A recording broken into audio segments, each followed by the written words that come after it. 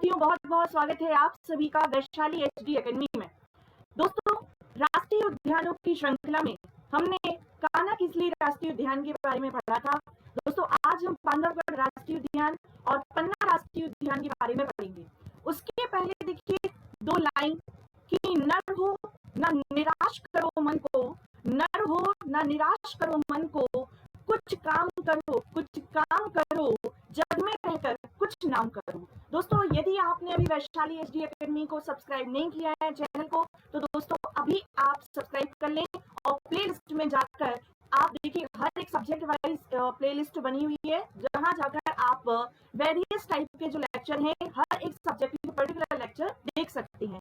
देखिए, बांधवगढ़ राष्ट्रीय उद्यान के पहले 2 मिनट में हम कान्हा-किसली राष्ट्रीय उद्यान का रिवीजन करेंगे। दोस्तों, हमने पढ़ा था कि मध्य प्रदेश का एक ऐसा राष्ट्रीय उद्यान जो सबसे पहले बना था वर्ष 1955 में और जो 940 वर्ग किलोमीटर क्षेत्र में फैला हुआ था। इसके अलावा जो बारहसिंगा रेडी प्रजाति के बारहसिंगाओं के लिए जाना जाता है कान्हा-किसली राष्ट्रीय उद्यान, उसमें एक फैक्ट है जो मैं आपको बताना भूल गई थी, आप उसको जरूर याद रख लें कि जो बांधवगढ़ राष्ट्रीय उद्यान है और कान्हा-किसली राष्ट्रीय उद्यान है, इनके मध्य में जंगल गलियारा प्रोजेक्ट, जंगल गलियारा का निर्माण किया जा रहा है। तो ये फैक्ट आपको जरूर याद रखना है।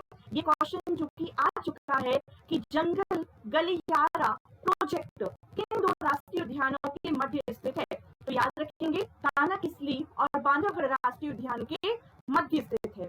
साथ ही साथ दोस्तों एक और जो सबसे इम्पोर्टेंट है कि क्या कारण है कि बांधवगढ़ राष्ट्रीय कान्हा-किसली राष्ट्रीय उद्यान के जितने भी जो बाघ हैं वो तनाव में रहते हैं। ऐसा मैं नहीं कह रही हूँ दोस्तों, ऐसा कह रही है तेलंगाना की एक संस्था।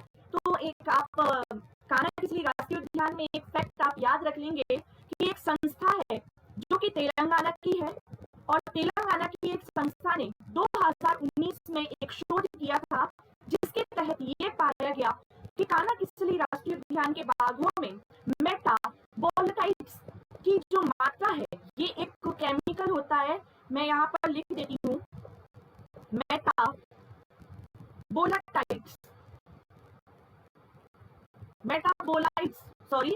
मेटाबोलाइट्स करके एक जो केमिकल है, ये मेटाबोलाइट्स ही कान्हा-किसली के जो बाघ हैं उनमें अत्यधिक तनाव का कारण है। ये कुछ फैक्ट थे जो अभी रह गए थे लास्ट लेक्चर में, आप उसमें जो लास्ट लेक्चर में हमने पढ़ा था उसमें आप इंक्लूड कर लीजिएगा। देखिए, बांधवगढ़ राष्ट्रीय उद्यान 32 पहाड़ियों से घिरा हुआ है। साथ ही साथ कहाँ पर आता है, तो दोस्तों ये एक ऐसा राष्ट्रीय उद्यान है जो विंध्य पर्वतमाला की उमरिया, देखिए उमरिया जिले में आता है और अपने बाघों के लिए जाना जाता है, अपने बाघ घनत्व के लिए जाना जाता है, क्योंकि यहाँ पर सर्वाधिक बाघों का घनत्व है।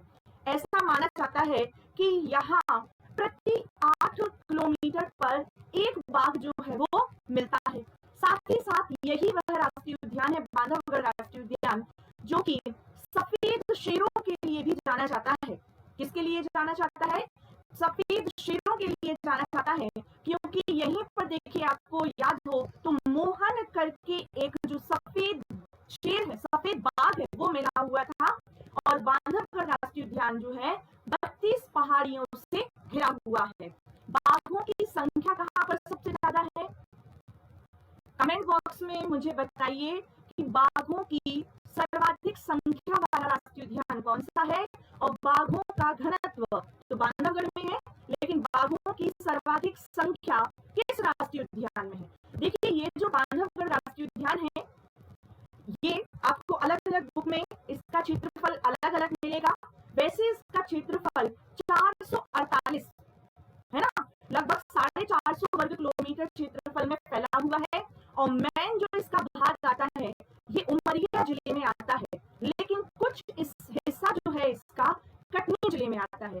अब आपके अंदर क्वेश्चन उठ रहा होगा कि मैम आपने पढ़ाया था कि 1933 में कान्हा-किसली को उभयवन बनाया गया था, 1952 में अभ्यारण्य और 1955 में इसे नेशनल पार्क बनाया गया और 1974 में इसे वर्ष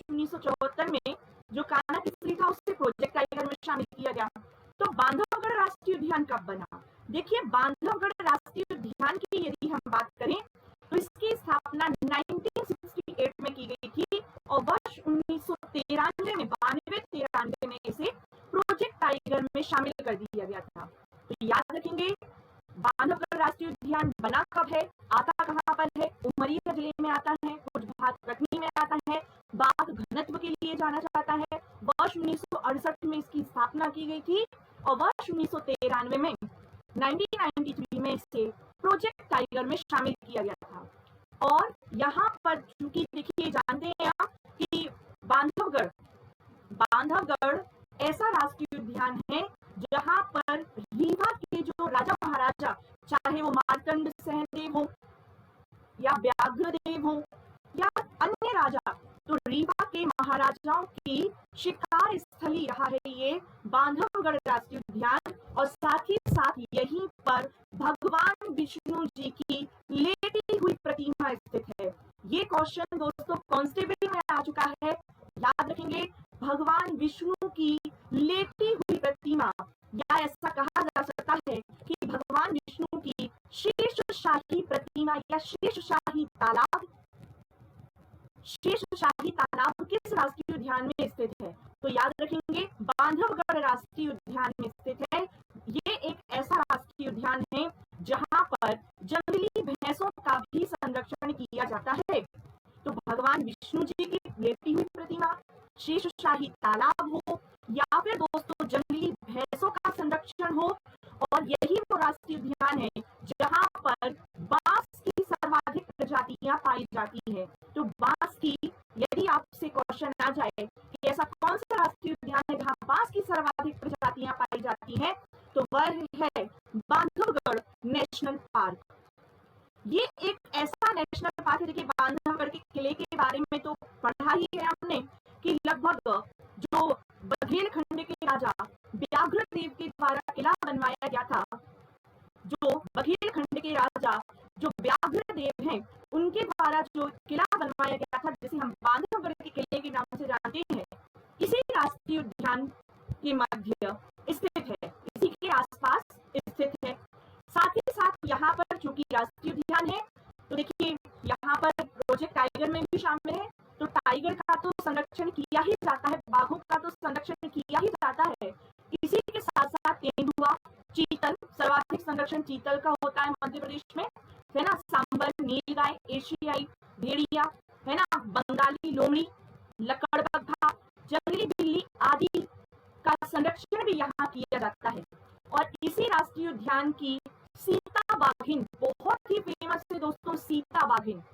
तो आप याद रखेंगे कि सीता बाघिन का भी संबंध किससे है? बांधवगढ़ राष्ट्रीय उद्यान से है। साथ ही साथ दोस्तों इसका शुभंकर किसे बनाया गया है, जल्दी से कमेंट बॉक्स में बताइएगा। जिस प्रकार से कान्हा किसली राष्ट्रीय उद्यान का शुभंकर भूल सिंह को बनाया गया है, उसी प्रकार बांधवगढ़ राष्ट्रीय उद्यान का शुभंकर चिंटू चीता को जो है बनाया गया है। और ये एक ऐसा राष्ट्रीय उद्यान है बांधवगढ़ राष्ट्रीय उद्यान, IMP करके एक फैक्ट लिखिएगा कि यह वह राष्ट्रीय उद्यान है जिसकी तुलना राजस्थान के रणथंभौर राष्ट्रीय उद्यान से की जाती है। तो याद रखेंगे कि बांधवगढ़ राष्ट्रीय उद्यान की जो तुलना है वो राजस्थान के रणथंभौर से की जाती है, रणथंभौर राष्ट्रीय उद्यान से की जाती है। और बांधवगढ़ राष्ट्रीय उद्यान से चरण गंगा नदी प्रवाहित होती है। कौन सी नदी प्रवाहित होती है? चरण गंगा नदी प्रवाहित होती है। तो कुछ ऐसे फैक्ट आपको याद रखने हैं बांधवगढ़ राष्ट्रीय उद्यान के बारे में। 2 मिनट में रिवीजन करेंगे। यहाँ से चरण गंगा नदी बहती है, वर्ष 1968 में बना था, वर्ष 1993 में इसे प्रोजेक्ट टाइगर में शामिल किया गया। साथ ही साथ इसकी तुलना रणथंभौर राष्ट्रीय उद्यान से की जाती है। इसके अलावा आपको इसमें याद रखना है यहाँ जंगली भैंसों का संरक्षण किया जाता है। कान्हा किसली और बांधवगढ़ के बीच में जंगल गलियारा प्रोजेक्ट है। भगवान विष्णु की लेटी हुई प्रतिमा यहाँ स्थित है। शेषशाही तालाब भी यही स्थित है और संस्कृत का एक अभिलेख भी यहाँ पर इस राष्ट्रीय उद्यान में स्थित है और 32 पहाड़ियों से घिरा हुआ ये राष्ट्रीय उद्यान है। चलिए आगे की बात कर लेते हैं। आज ही स्पष्ट है, पन्ना राष्ट्रीय उद्यान कहाँ पर आएगा दोस्तों? विंध्याचल की पहाड़ियों में। ये भी विंध्याचल की पहाड़ियों में स्थित एक मनोरम स्थल है दोस्तों, पर्यटन स्थल, और काफी फेमस भी है। अभी ये गिद्धों के संरक्षण के लिए जाना जा रहा है। हीरा तो पहले से ही यहाँ पर थे, जुगल किशोर जी तो पहले से ही यहाँ विद्यमान है। लेकिन दोस्तों राष्ट्रीय उद्यान की यदि हम बात करें तो विंध्याचल पहाड़ियों में पन्ना और छतरपुर जिले के मध्य स्थित है पन्ना राष्ट्रीय उद्यान। वर्ष 1981 में इसकी स्थापना की गई थी और वर्ष 1994 में दोस्तों इसे प्रोजेक्ट टाइगर में, है ना, याद रखेंगे, प्रोजेक्ट टाइगर में शामिल किया गया था। जो 500 कितने वर्ग किलोमीटर, 542, लगभग 542 वर्ग किलोमीटर, आप सोच सकते हैं 542 वर्ग किलोमीटर क्षेत्रफल में विस्तृत है पन्ना राष्ट्रीय उद्यान, जो कि 3 भागों में स्थित है। यदि हम भौगोलिक इसकी बात करेंगे तो देखिए इसके बहुत सारे गेट हैं, जैसे कि हिनौता गेट आता है ना, मंडला गेट आता है। लेकिन यदि हम भौगोलिकता की बात करें तो दोस्तों ये 3 भागों में विभाजित है, एक ऊपरी तलगांव का पठार, एक मध्य हिनौता का पठार और केन नदी घाटी। भौगोलिक रूप से पन्ना राष्ट्रीय उद्यान कितने भागों में विभाजित है?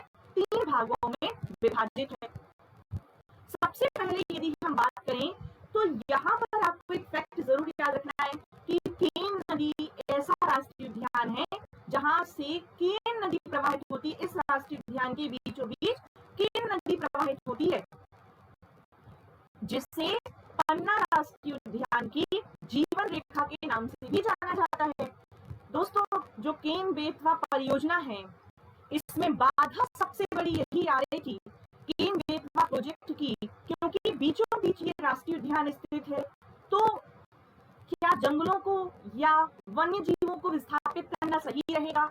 और अब जाके जो है 2005 के बाद अब जाके केन बेतवा प्रोजेक्ट जो है वो आगे की ओर बढ़ रहा है, रफ्तार ले रहा है। वो एक चर्चा का अलग विषय है, लेकिन इसी राष्ट्रीय उद्यान से संबंधित है। तो यदि केन बेतवा लिंक परियोजना किस राष्ट्रीय उद्यान का भाग है तो वह है पन्ना राष्ट्रीय उद्यान का। यहाँ पर उष्णकटिबंधीय सागौन और शुष्क वनस्पति भी जो है पाई जाती है। पन्ना राष्ट्रीय उद्यान की सबसे इंपॉर्टेंट बात आपको एक ये याद रखनी है कि इसे भारत का राष्ट्रीय उद्यानों का रत्न कहा जाता है। एक फैक्ट याद रखें कि पन्ना राष्ट्रीय उद्यान को भारत के, इन्वर्टेड कॉमा में लिखेंगे, राष्ट्रीय उद्यानों का।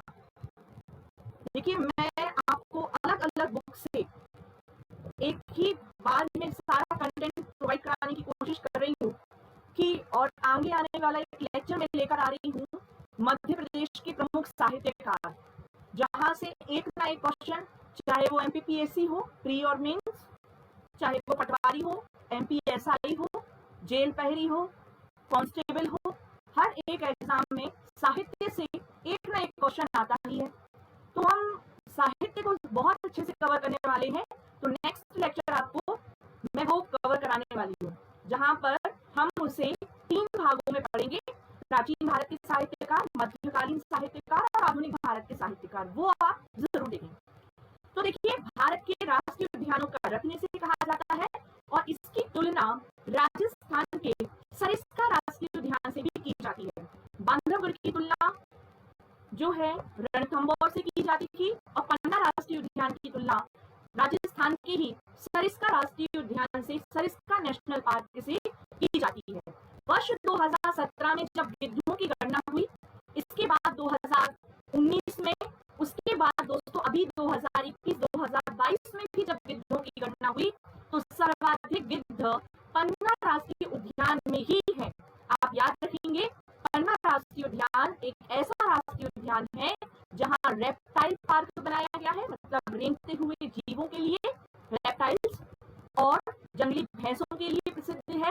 और साथ ही साथ आपको इसमें इंपॉर्टेंट फैक्ट याद रखना है कि यहाँ पर गिद्धों का भी क्या किया जा रहा है, संरक्षण किया जा रहा है। यहाँ पर ही इफ्को की, जिसकी स्थापना वर्ष 1981 में हुई थी, पर्यावरण समन्वय एवं संगठन बोर्ड, भोपाल की एक शाखा भी यहाँ पर बनने जा रही है। तो बहुत ही इंपॉर्टेंट है पन्ना राष्ट्रीय उद्यान, जहां पर केन घड़ियाल वन्य जीव अभ्यारण्य भी स्थित है। पांडव वाटरफॉल, गाथा वाटरफॉल भी यही इसी राष्ट्रीय उद्यान में ही स्थित है। जंगली भैंसे यहाँ पर, गिद्ध पुनर्वास योजना यहाँ पर है, और यहाँ पर ही केन नदी जो है बीचों बीच से प्रवाहित होती है। तो इसी के साथ दोस्तों हम मिलते हैं नेक्स्ट राष्ट्रीय उद्यानों के साथ में, और अन्य आप लेक्चर प्लेलिस्ट में जाकर देख सकते हैं। धन्यवाद। जय हिंद, जय भारती, और चैनल को सब्सक्राइब